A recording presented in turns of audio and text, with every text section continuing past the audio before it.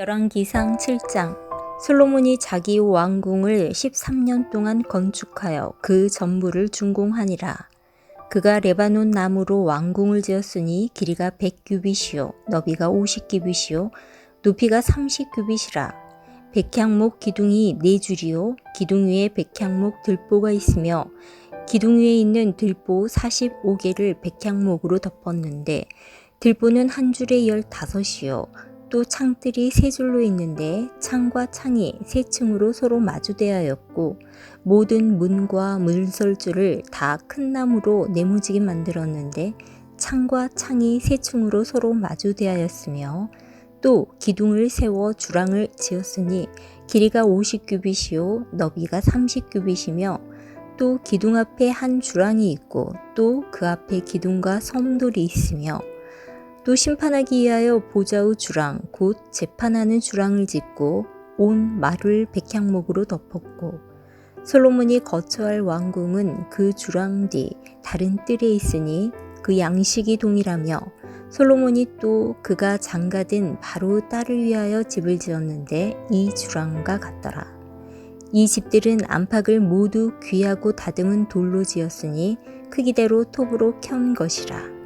그 초석에서 처막까지와 외면에서 큰 뜰에 이르기까지 다 그러하니 그 초석은 귀하고 큰 돌 곧 10규빗 되는 돌과 8규빗 되는 돌이라.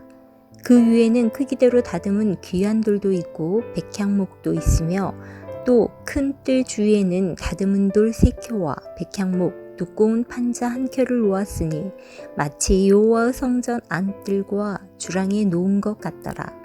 솔로몬 왕이 사람을 보내어 히람을 두로에서 데려오니 그는 납달리 지파 가보의 아들이요 그 아버지는 두로 사람이니 노스의 대장장이라. 이 히람은 모든 논일에 지혜와 총명과 재능을 구비한 자이더니 솔로몬 왕에게 와서 그 모든 공사를 하니라.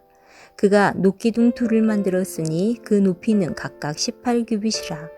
각각 12규빗 되는 줄을 둘만 하며 또 놋을 녹여 부어서 기둥 머리를 만들어 기둥 꼭대기에 두었으니 한쪽 머리의 높이도 5규빗이요 다른 쪽 머리의 높이도 5규빗이며 기둥 꼭대기에 있는 머리를 위하여 바둑판 모양으로 얽은 그물과 사슬 모양으로 따은 것을 만들었으니 이 머리에 7이요 저 머리에 7이라.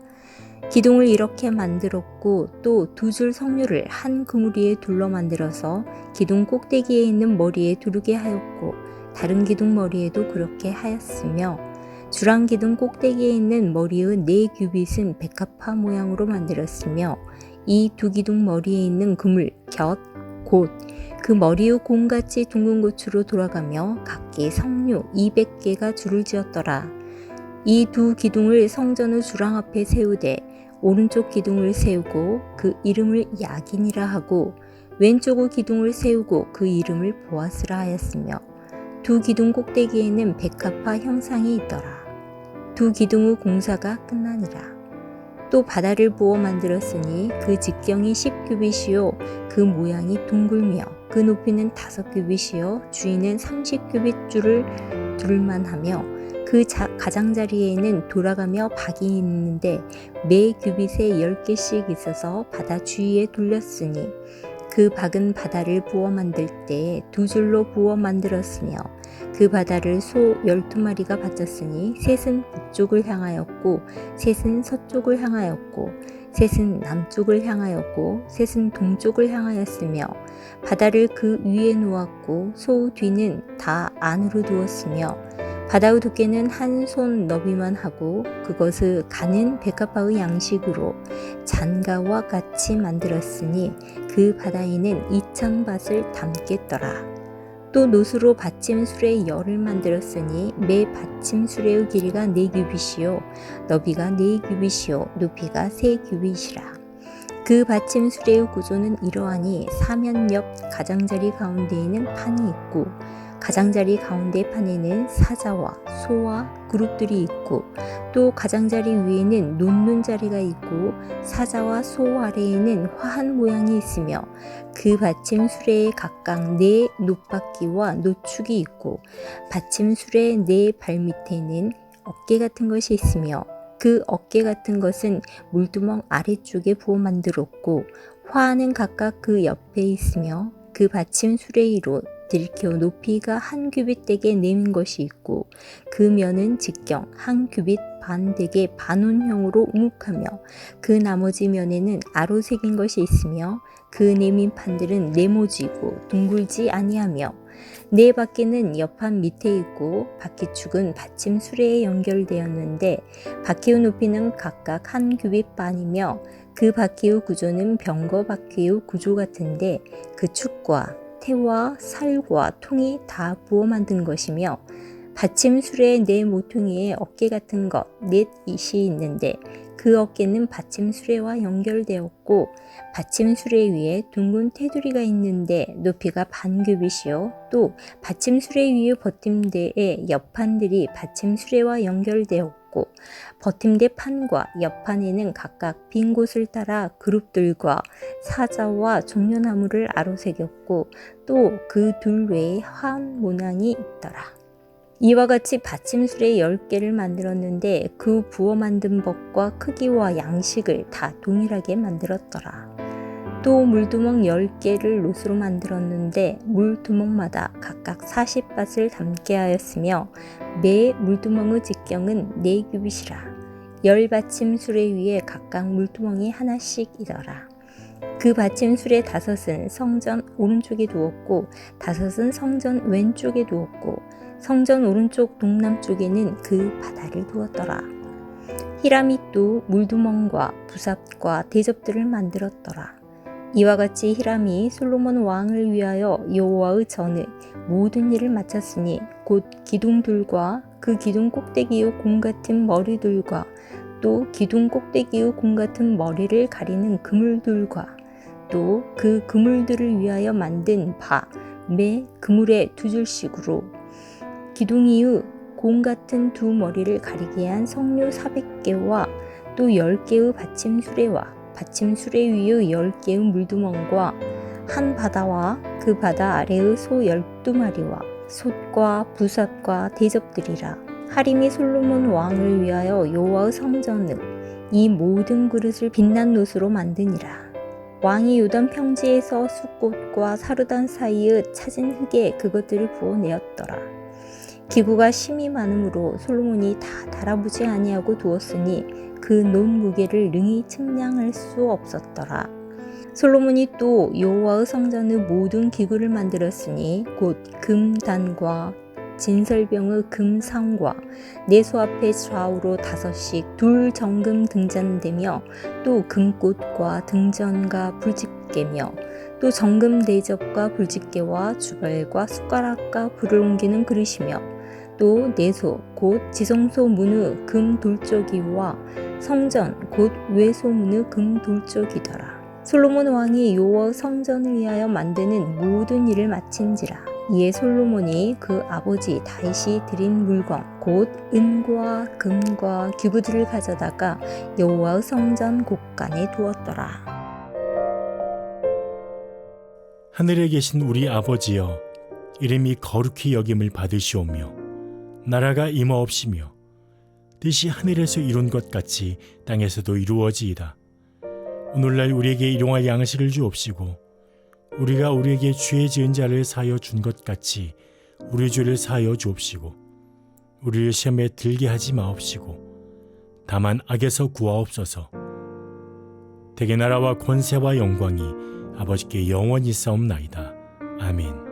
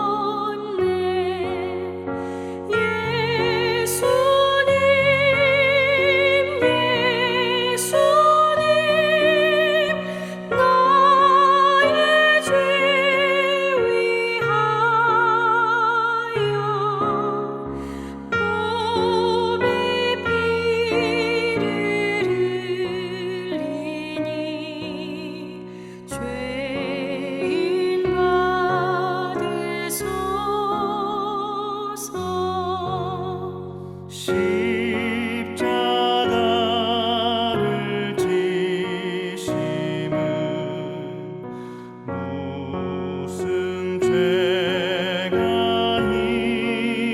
있나 저 무지한 사람들 메시아 죽였네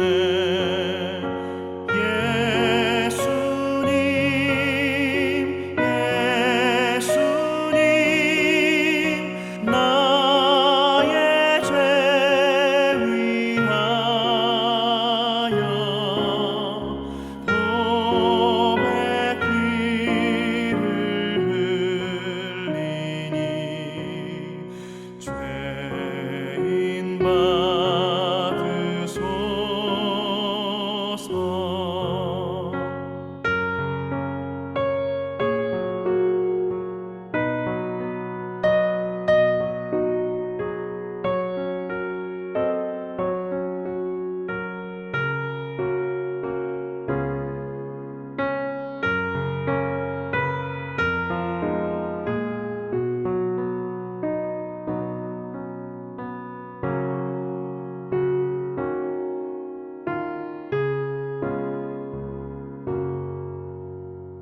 피와 같이 붉은 죄 없는 이가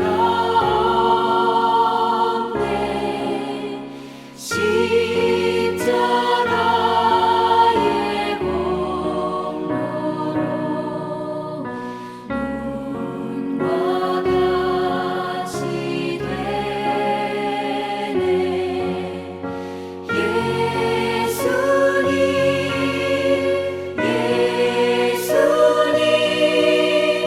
나의 죄 위하여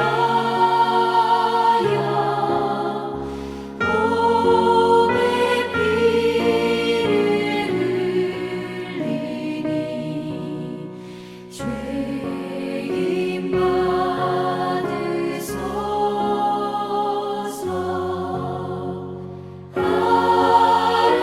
아름답다 예수여 나의 좋은 친구 예수 공로 아니면 영원 영벌 받네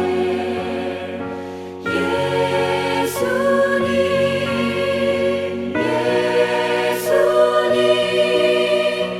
나의 죄 위하여 보배 피를 흘리니 죄인 받으소서.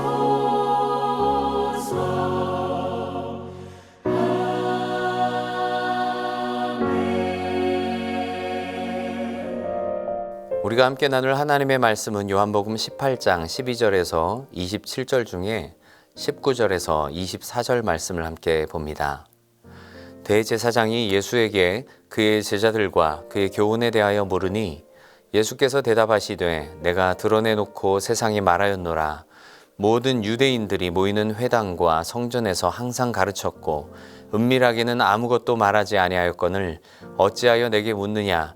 내가 무슨 말을 하였는지 들은 자들에게 물어보라. 그들이 내가 하던 말을 아느니라. 이 말씀을 하심에 곁에 섰던 아랫사람 하나가 손으로 예수를 쳐 이르되 내가 대제사장에게 이같이 대답하느냐 하니 예수께서 대답하시되 내가 말을 잘못하였으면 그 잘못한 것을 증언하라. 바른 말을 하였으면 내가 어찌하여 나를 치느냐 하시더라. 안나스가 예수를 결박한 그대로 대제사장 가야바에게 보내니라. 아멘. 고난주간 은혜 가운데 보내고 계십니까? 예수님의 사랑과 그 십자가의 의미를 깊이 묵상하면서 날마다 그 큰 사랑의 의미를 깊이 깨달아가는 우리 모두 될 수 있기를 바랍니다. 사람이나 폭력이 아닌 법이 지배하는 국가 원리, 헌법 원리를 가리켜서 법치주의라고 말합니다. 명확하게 규정되고 공포된 법에 따라서 나라의 통치가 이루어져야 안정된 사회를 이루어 나갈 수 있겠죠. 이러한 법치 사상은 고대 그리스에서 싹이 트고 또 로마에서 체계화되어서 현재 오늘날에까지 이르게 되었습니다. 그러나 아무리 법치주의를 실현한다 해도 공의롭지 못한 재판의 과정을 보게 되는 경우가 많습니다. 예수님의 재판의 과정도 결코 공의로운 재판, 이 법치에 의한 재판은 아니었습니다. 죄 없으신 예수님께서 사형 언도를 받게 된 그 과정은 정말 불의한 재판 중에 불의한 재판이었기 때문입니다. 예수님께서 겟세마네 동산에서 잡히신 후에 이루어진 재판은 모두 6차례입니다. 첫 3번은 유대인의 재판이었죠. 안나스와 또 대제사장 가야바, 그리고 공회까지. 그리고 다음 3번은 로마의 재판이었습니다. 빌라도와 또 헤롯, 그리고 다시 빌라도에 이르기까지 결국 십자가형을 언도받으시게 되고 말죠. 오늘 성경은 예수님의 첫 번째 공판입니다. 안나스에게서 받으신 1차 공판의 과정을 우리에게 보여주고 계십니다. 공판을 맡은 사람은 당시 대제사장인 가야바의 장인 안나스였습니다. 사람들은 이 예수님을 안나스에게 끌고 갔습니다. 이처럼 안나스에게 먼저 예수님을 끌고 간 것은 전임 대제사장으로서 유대의 실질적인 권세를 잡고 있었기 때문입니다. 사실 이 부분은 다른 공관복음의 마태, 마가, 누가복음에는 생략된 부분입니다.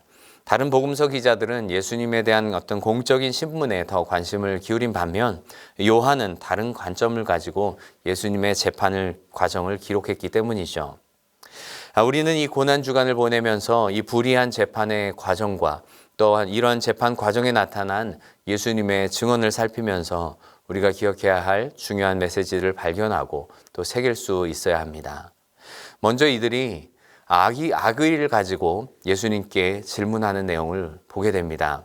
어제 살핀 것처럼 예수님은 신적인 권위를 갖고 또 어떻게 보면 붙잡히신 게 아니라 붙잡혀 주시는 모습을 보여주시죠.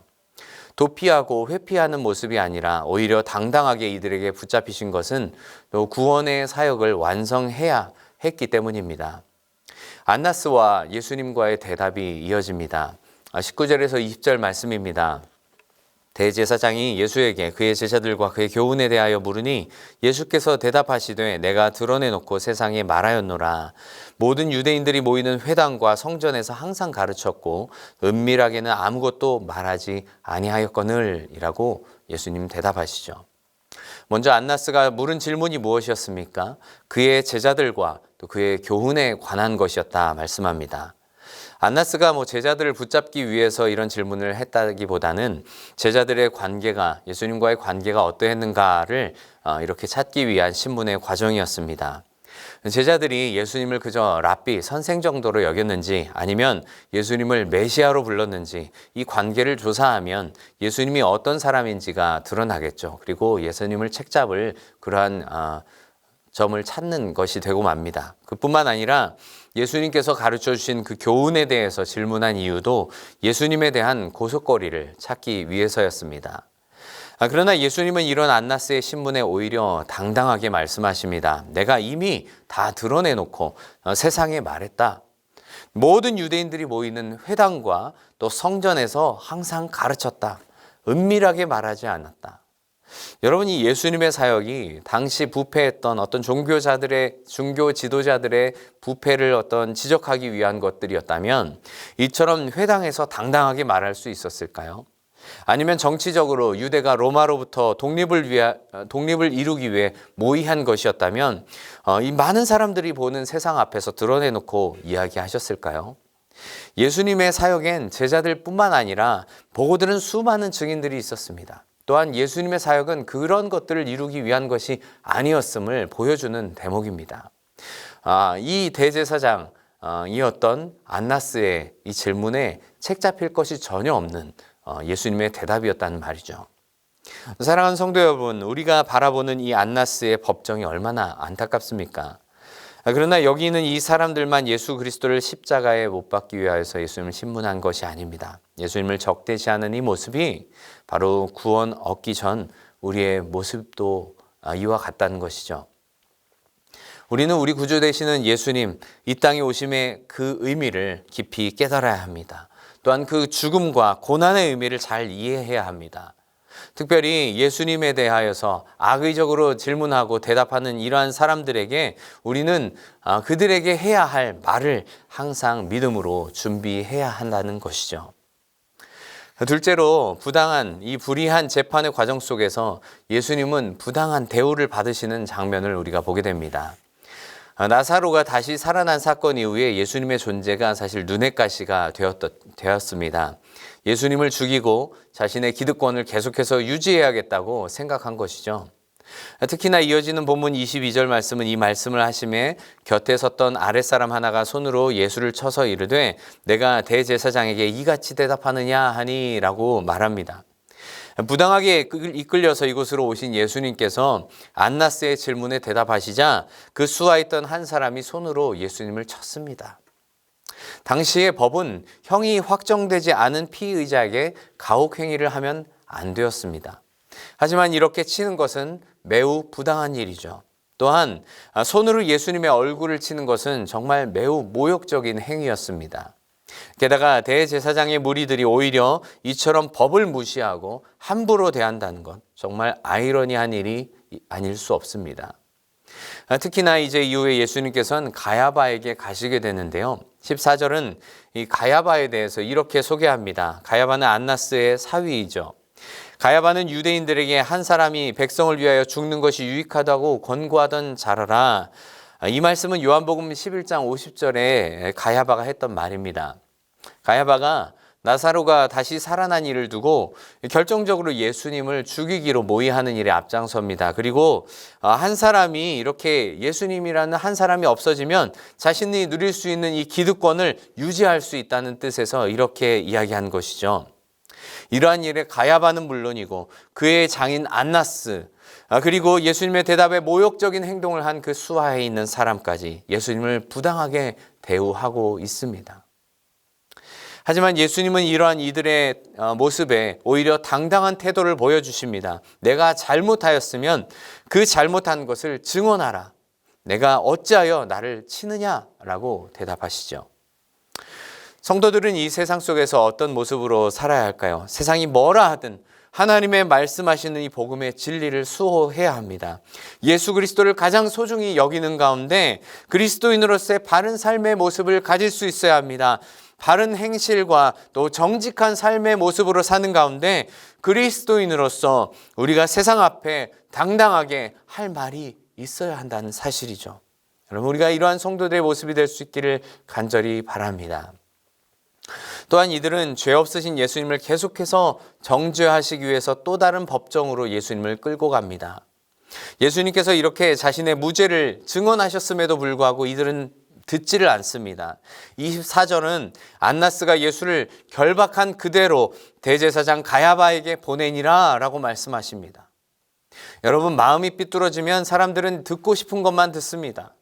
보고 싶은 것만 보려고 하죠.